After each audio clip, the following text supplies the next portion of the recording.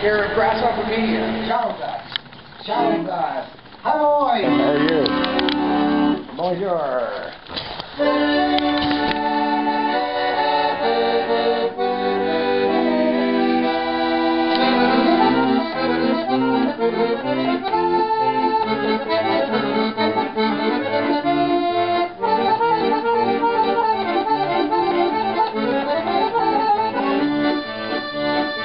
And the major key.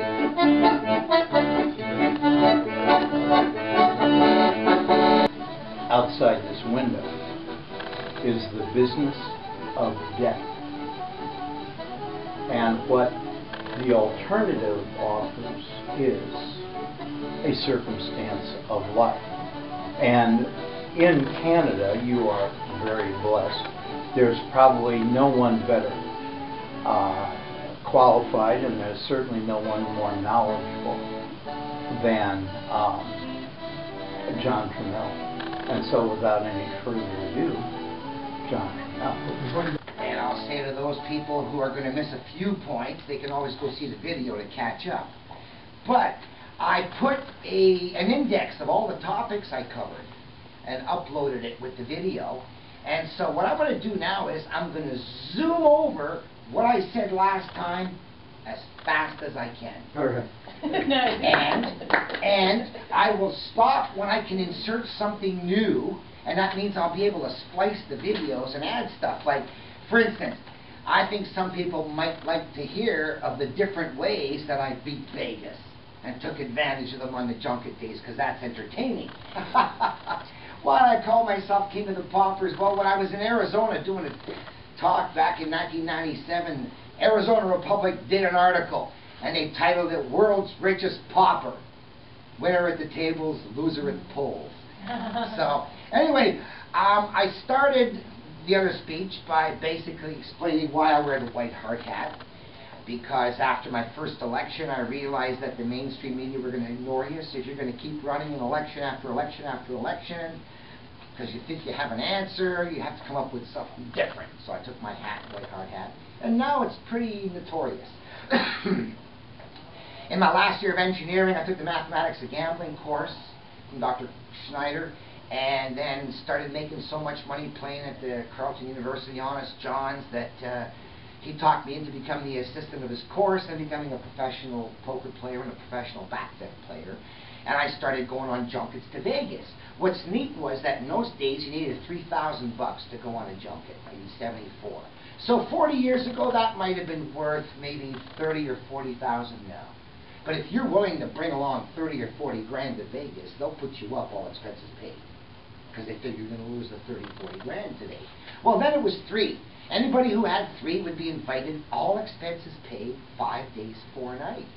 So the night before I left, I learned the blackjack system. Where'd you get the 3,000? Oh, I forgot to say, I said, Mama, I think I could beat Vegas. Would you go to the bank and borrow the $3,000 I need to go gamble in Vegas? How many people have a parent here who would go to the bank, borrow 30, 40 G's to send them to Vegas? I learned the system. I want to go try it in Vegas. My mom did. And I went to Vegas, came back up $1,600, more than half my bankroll, and then it was back every month for the next 5 years, because I learned how to count the cards. So, but some of the neat scams we did. After 5 years, I got barred, and that meant I couldn't play blackjack anymore, but I was switching over to playing craps, where you lose very slowly, but you still lose. But the freebies are so big, and other legal scams are so big, you don't mind losing the $140 you expect to lose in 400 plays at the dice table at $25 a bet over 10 hours. They say you only have to bet $25 over 10 hours, and that's all the action you have to give them. And at craps, that's an expected loss of only $140. But an airline ticket to Vegas was $400. And 5 days, 4 nights at Caesar's Palace was another $400. And all expenses paid, all food paid. Send us up a bottle of booze every night because we're taking it home over the border, you know, by room service. It was an incredible orgy of food and entertainment, all paid by the casino, as long as I was willing to lose $140 for 2 people. So I started, anyway, Now here are some of the scams for making money. In those days, American money was worth less than Canadian. Ours was worth 2% more. But they had a whole plane load of Canadians zooming down there with their Canadian money, and they're all buying in at par, and at the end of the junket, they're going, "You want your Canadian back?" "Sure." Well, I went to the bank with 9,800 Canadian, and I'd buy 10 grand American. And I'd go down there, and I'd buy in with my 10 grand American. And then at the end, when I'd cash out, they would say, "You want Canadian?" "Sure." And I'd bring back 10,000 in Canadian. Then I'd go to the bank with 9,800, I'd buy another 10 American. So in other words, I would make 2% of the 10 grand every trip, $200 on just the exchange. Now, airline tickets. They will fly me down and pick up my airline ticket if I give them the 10 hours at this casino gambling, if they don't have a junket with a plane taking you there. So I said, wow, I'll go down on a junket with the people on the plane, and I'll buy a ticket which I won't use, get the casino to redeem it for me, and then cash it back when I get to Canada for an extra $400 in my pocket per trip. I gave them the required action of 10 hours at quarter max that they demand for a high roller to be given a free airline ticket. And the fact I didn't use it was in no way cheating them. It's just taking advantage of the deal they offer all their high rollers to pick up my airline ticket. Just because I choose to cash it in and not use it, that's my good fortune. That's another two. And then finally, last but not least, you were always allowed to take a guest with you. Now, we're barred now from playing blackjack, but we're still going there playing craps, losing 140 per couple.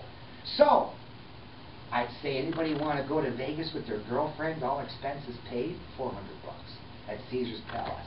Here's what we do. I know. You go as my guest, your wife goes as my brother's guest, and then we stay together, you stay in your room, we do the gambling for the two couples, you have an all expense paid trip for two people. For a flat $400 at the highest class hotels in Las Vegas. So anyway, then you realize that since you're playing craps, you're only losing your $140, and you got the same bankroll. Why don't I bring along a buddy, and by having him play, it doesn't double the size of the possible swings. It's the square root of 2. So I could actually, with the same bankroll, I could bring along 4 people before I need to double my bankroll.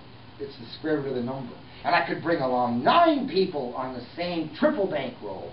And I could bring along 16 people on quadruple the bank. The point is that the more people who go, the more likely you'll have 2 winners and 3 losers, or 3 winners and 2 losers, and it balances out. It's even better. So yeah, Tom came with his wife. We went 3-4 couples, you know, and we took advantage of these guys for so much money over the years, and other people go there and get brutalized. So I think I'm one of the few people who really beat them up bad over 30 years, and they did a smart move when they banned me.